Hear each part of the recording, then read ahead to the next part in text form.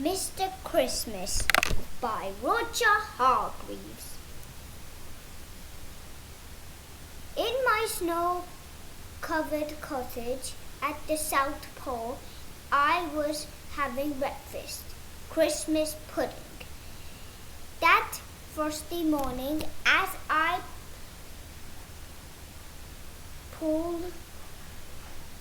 was going to eat my last plate of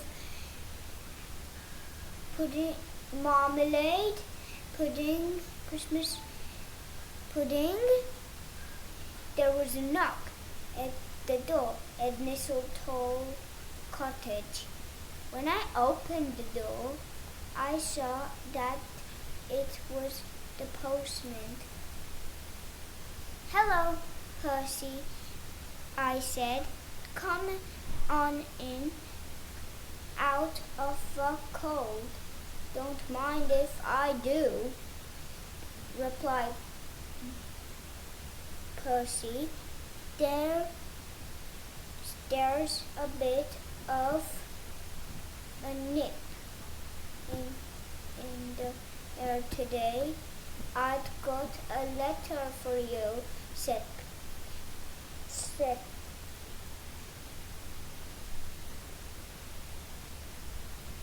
Percy, "and as it has a North Pole stamp post, I suppose it's from your uncle." Everybody at the South Pole knows about my famous uncle who lives at the North Pole. Good old Father Christmas. I chuckled. Haven't heard from him for ages. "Well," replied Percy, "thanks for the warm-up. I had better be off now." I opened the envelope. "Dear nephew," read the letter. "I hope all is going great this year. I'm a bit busy and I'm really hoping you'd come to work today. And that's why I wrote this letter. Can you help?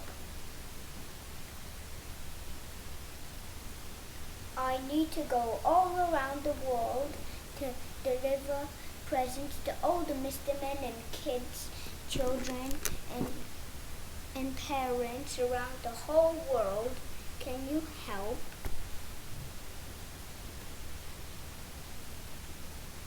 said the letter. That very evening, I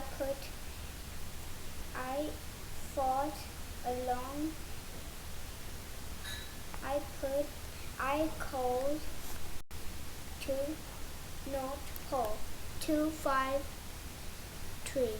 "Hello," chuckled the "Hello," a rumbling deep voice at the other end of the telephone. Father Christmas spoke. "Hello, Mr. Christmas," he said. "Your letter arrived this morning. Your letter arrived this morning. I'd love to help."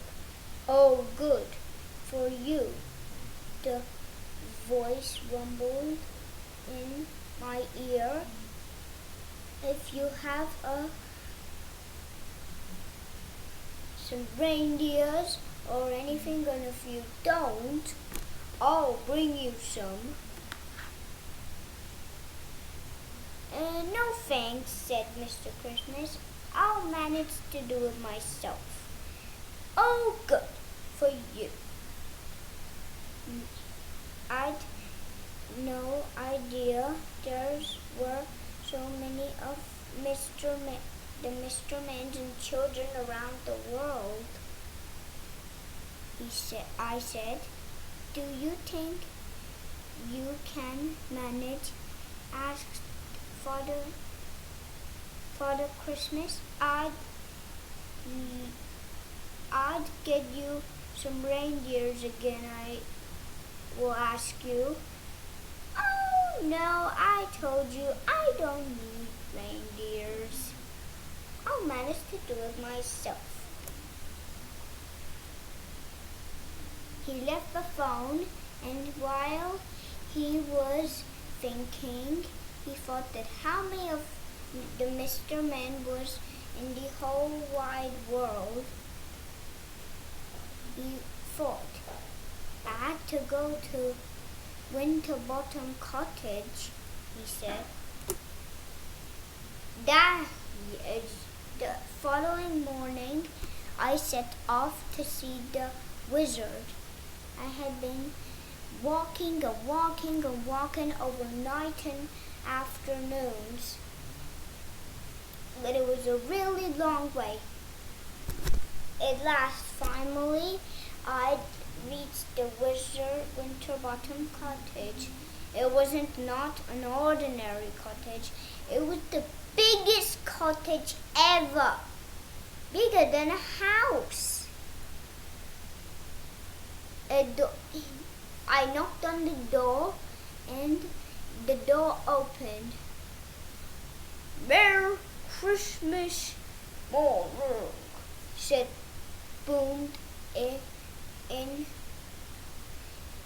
boomed the voice of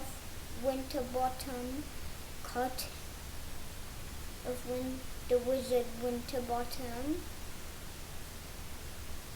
That made my head spin.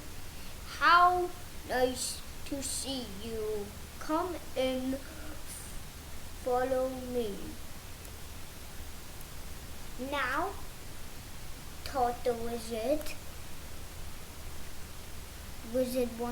Winterbottom, what brings you here on a cold winter morning like this? I told him all about my famous uncle and all about how I'd been asked to help and all about the Mr. Men and all about where they live and all about the fast way that I need to go to each house. Rumbled the wizard, not like an ordinary. It was more like a fire alarm and an engine smashing into together.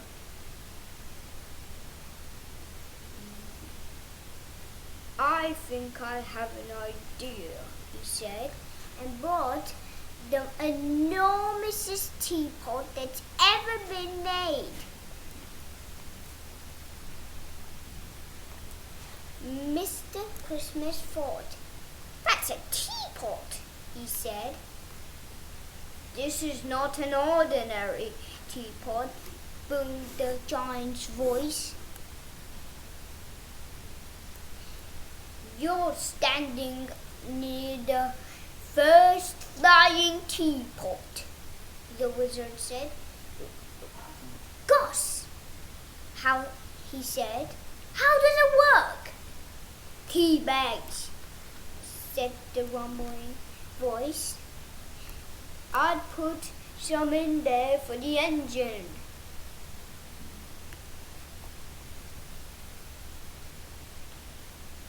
I took off with the flying teapot. It was kind of like an aeroplane buzzing around like a bee.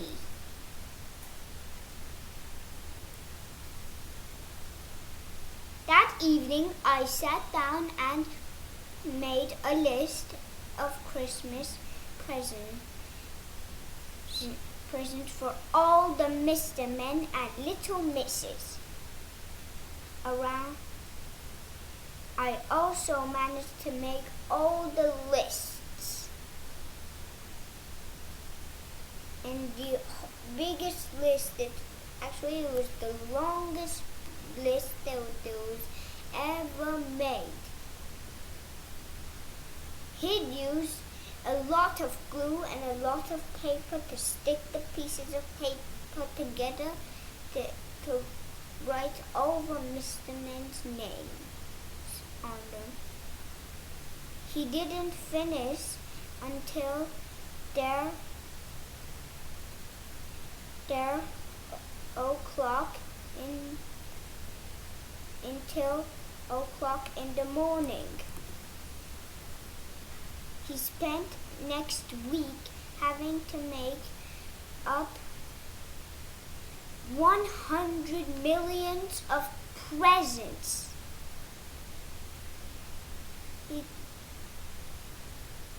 He got the toys and all of them from the store, but some of them he found some of his rubbish stuff that he was going to throw away and made them somebody's present.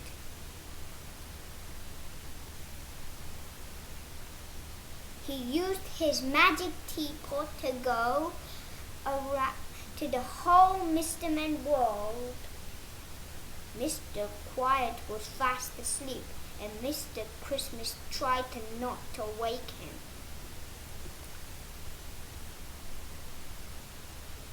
Christmas morning down. It was Christmas morning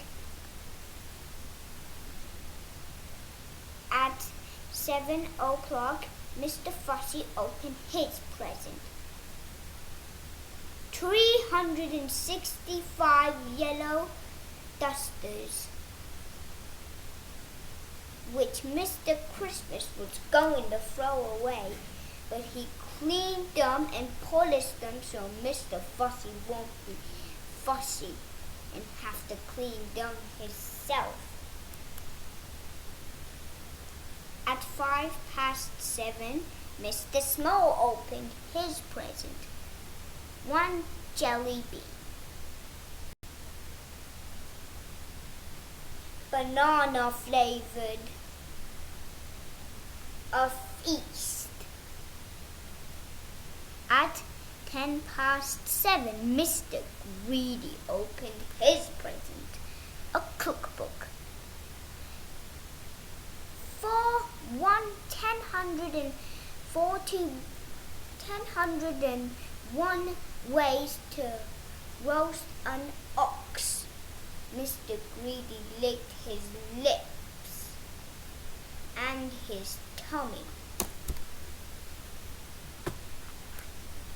At quarter past 7, Mr. Tall opened his present. Socks. The longest socks in the whole wide world. At 7:12, Mr. Muddle opened his present. Cornflakes. That's funny, he thought to himself. Is it my birthday? He said. At 7:05, Mr. Mean opened his present. A purse, a very, very, very, very small purse. Just small enough to not take any money. At 7:30, Mr. Forgetful opened his present. He was forgetful like Mr. Muddle. Is it my birthday? Is it Christmas? Is it Easter? What is it? Is it the New Year? He had no idea.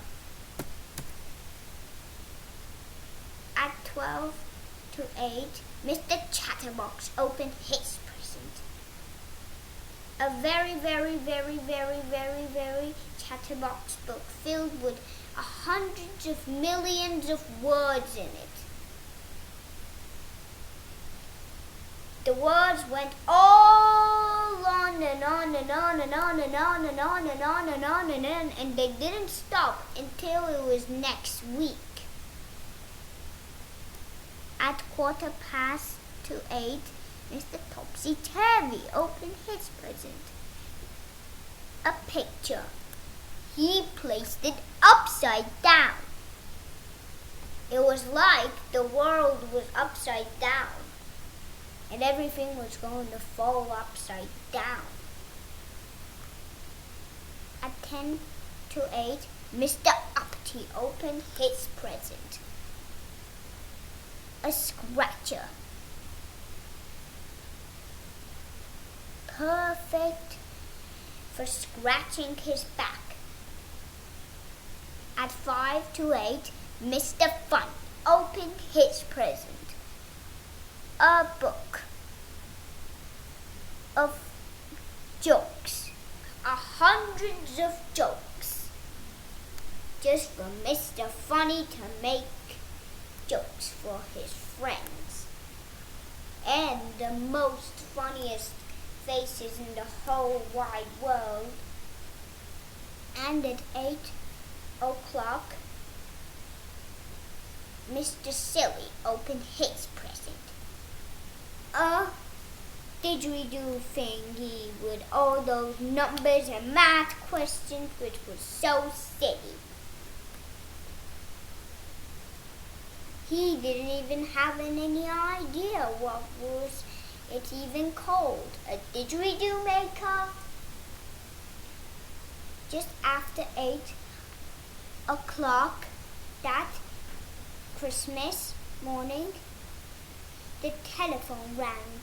"Hello," rumbled a voice. "I'm so happy to hear you giving all the Mr. Men's and Little Misses all their presents." Mr. Christmas blushed. He was so happy that he did it. Finally.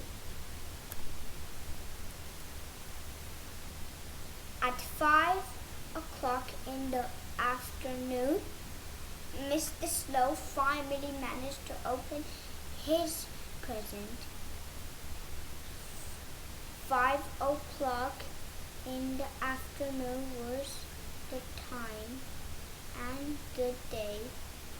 New Year Eve.